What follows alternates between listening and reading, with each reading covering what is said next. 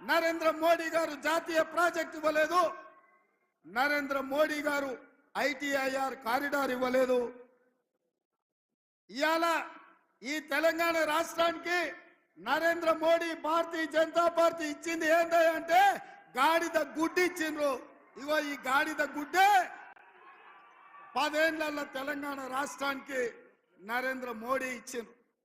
నేను ఇవాళ అడుగుతున్నా, మా సీనన్నని ఇట్లే పట్టుకోమంటున్నా, దీన్ని మాట్లాడినంతసేపు పట్టుకొని పేద ప్రజలకు తెలంగాణ సమాజానికి చూపించు.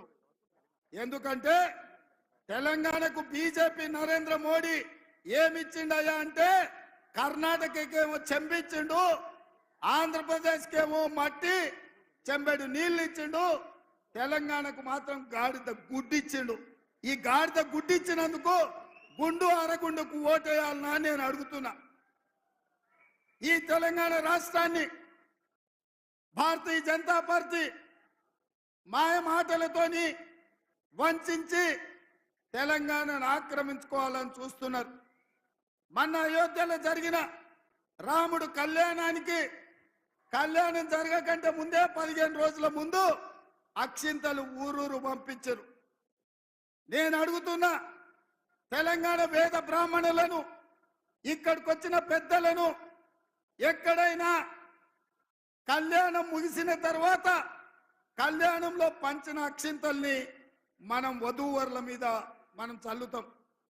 అక్కడ అయోధ్యలో రాముడు కళ్యాణం జరగకంటే ముందే 15 రోజుల ముందే అక్షింతలు ఊరూరా ఇంటింటికి ఇక్కడ బియ్యంలో పసుపు కలిపి అవి ఇంటింటికి పంపించిందంటే హిందూ సాంప్రదాయాలను అవమానించి హిందూ సాంప్రదాయాలను దెబ్బతీసే విధంగా కళ్యాణం జరగకుండానే అక్షింతలు పంచడం ద్వారా శ్రీరాముడిని అవమానించింది భారతీయ జనతా పార్టీ నాయకులు కాదా, బండి సంజయ్ కాదా అని నేను అడుగుతున్నా.